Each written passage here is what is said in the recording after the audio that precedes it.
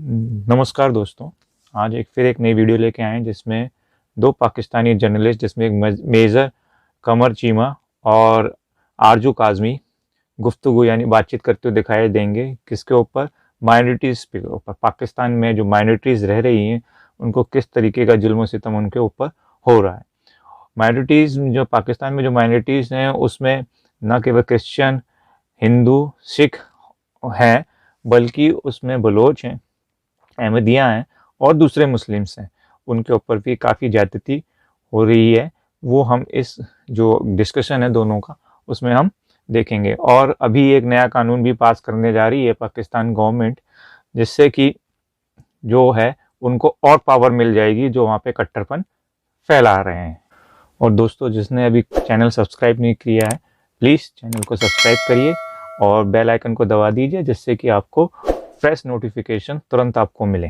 शुबाब के नजर में ये जो कानून आया है तहफ़्फ़ुज़ बुनियादे इस्लाम, मतलब 97% एक बयानिया ये आता है, एक मौक़िफ़ ये आता है कि इस मुल्क में 97% या 96% लोग मुसलमान हैं। सही बात है भाई, तो बच्चे कहाँ हैं? इस मुल्क को कोई काफिर नहीं अब बच्चे कहाँ माइनॉरिटी? हो सकता कि देखिए, आपने कॉन्स्टिट्यूशन चेंज करना हो तो आपको पार्लियामेंट में जाना पड़ेगा, उतनी मेजॉरिटी चाहिए, उतने लोग चाहिए होंगे। तो ये हम बार बार इतनी मजहबी लेजिस्लेशन, खासकर काफिली की तरफ से, इसके आने की वजूहात क्या है? एज ए जर्नलिस्ट आप इसको कैसे रीड करती हैं? चीमा साहब, सबसे बड़ी बात ये कि जहाँ तक मैंने थोड़ा बहुत इस्लाम पढ़ा है तो उसमें यही कहा गया है कि सबसे ज्यादा जो तालीम हासिल करने का कहा गया वो इस्लाम में कहा गया है। लेकिन अफसोस के साथ सबसे ज्यादा जाहिल जो है वो इस्लाम में ही है।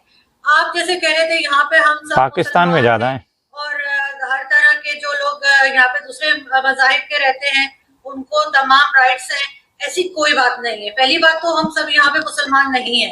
ये बड़े गुस्से में लग रही है। लोग भी रहते हैं जो किसी और मजहब को मानते हैं, वो भी रहते हैं, और उनके साथ जो ज्यादती होती है, उनके साथ जो जुल्म होता है वो आप भी जानते हैं, मैं भी जानती हूँ। एक जरा सा मंदिर बनने जा रहा था, इस्लामाबाद में मंदिर बनने जा रहा था, उसकी फाउंडेशन वॉल तोड़ दी। पे ये एक आदत सी बन गई है लोगों की कि वो मजहब को बेचते हैं। पाकिस्तान में पाकिस्तान वाहिद इस्लामिक कंट्री है जहाँ पे मुसलमानों को मार मार के मजीद मुसलमान बनाया जाता है। यहाँ पे आगे बढ़ने के क्यों, बाकी कंट्रीज भी तो है ना, जैसे दुबई है और इसी तरह से बेशुमार इस्लामिक कंट्रीज है जो कि हमसे आगे हैं। हम जहालत में ही पीछे जा रहे हैं। कल भी मैं एक डिबेट देख रही थी एक इंडियन चैनल पे, और हमारे यहाँ के 3 पैनलिस्ट गए हुए थे। तो एंकर ने उनसे पूछा कि अगर आप लोग कोई डोनेशन देंगे मंदिर बनने के लिए तो क्या मुसलमान नहीं रहेंगे? हर कोई बगले झागने लग गया होगा।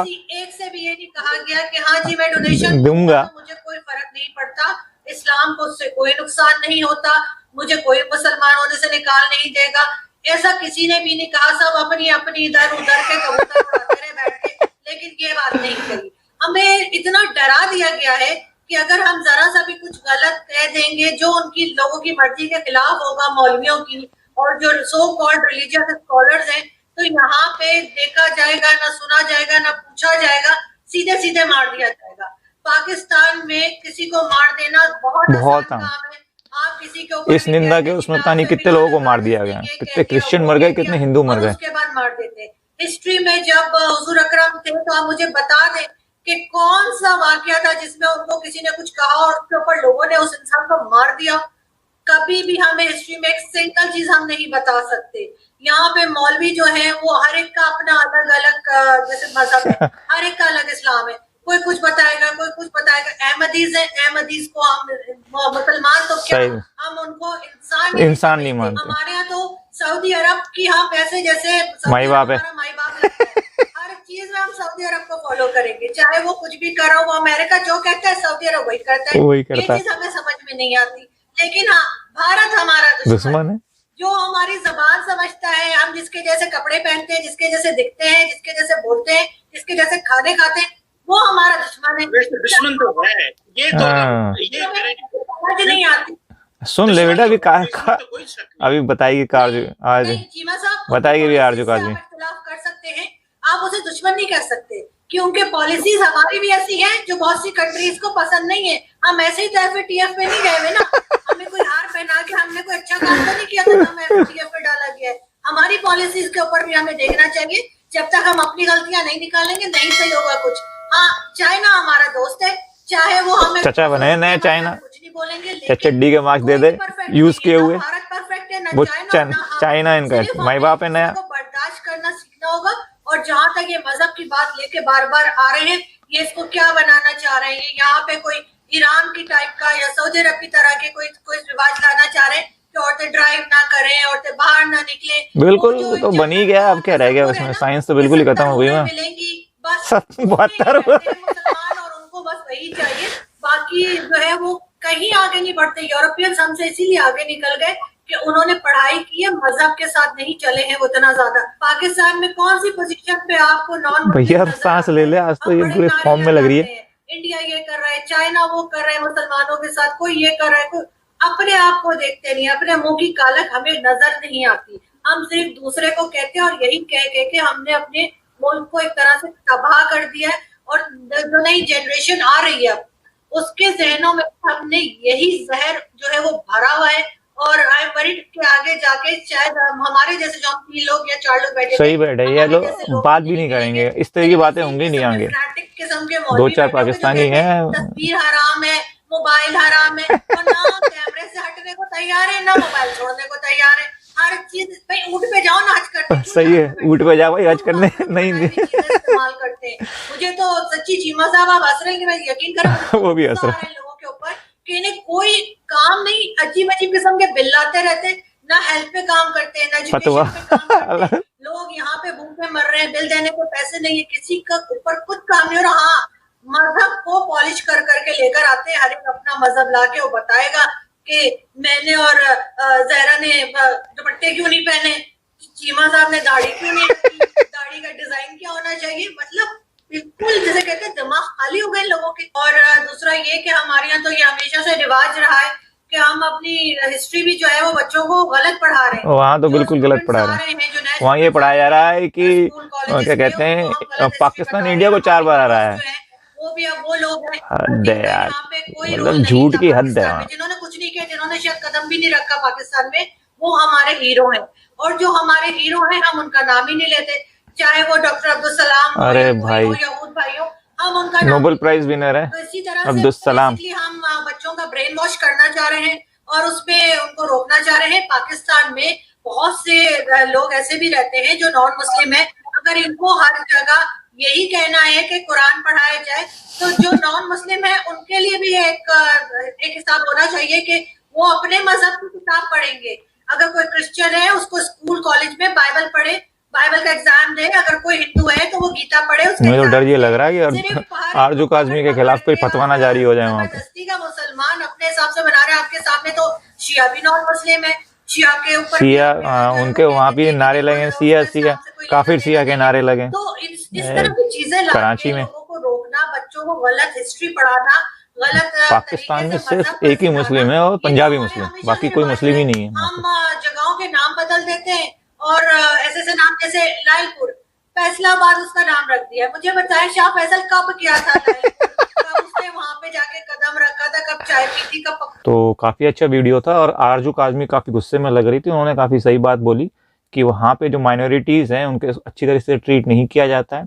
वहाँ पे एक कानून है जिसे ब्लास्फेमी लॉ बोला जाता है और उसको अगर हिंदी में कन्वर्ट किया जाए तो उसे कहते हैं इश्निंदा। यानी एक ऐसा कानून है जिसमें अगर कुरान पाक के खिलाफ आपने कुछ बोल दिया या उनके पैगंबर के खिलाफ कुछ बोल दिया तो वहाँ पे तुरंत उसके खिलाफ एक्शन होता है। मतलब कि आप समझ लीजिए सजाए मौत भी हो सकती है। कई बार ऐसा हुआ है कि बच्चों के बीच में लड़ाइयाँ हुई हैं, पतंग लूटने के चक्कर में, क्रिकेट के बीच में लड़ाइयाँ हो गई हैं और दूसरे अगर धर्म का है तो उसके ऊपर इस निंदा की इल्ज़ाम लगाकर उसका कत्लेआम कर दिया गया है और वहाँ पे फिर लॉ कुछ कहता ही नहीं है। ये काफ़ी केसेस हुए हैं। इसके अलावा उन्होंने दूसरी बात करी थी कि जो माइनॉरिटीज़ हैं वो तो खुद ही कह रहे हैं कि 3% रह गई हैं, 97% मुस्लिम्स हो गए हैं वहाँ पे। जो एक टाइम पे जब भारत आज़ाद और पाकिस्तान आज़ाद हुए थे, अलग हुए थे, तब वहाँ पे 20% थे माइनॉरिटीज़, अब केवल 3% रह गए।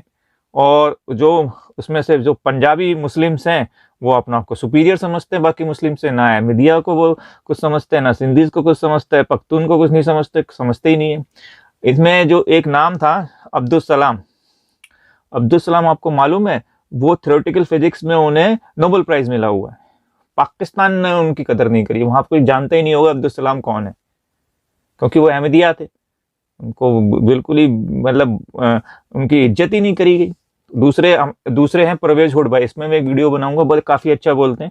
जो परवेज हुड भाई हैं वो न्यूक्लियर फिजिसिस्ट हैं, उनकी भी वहाँ कदर नहीं है, क्योंकि वो भी यही बोलते हैं भैया धर्म और जो आपका पॉलिटिक्स है उसको मिक्स ना करो।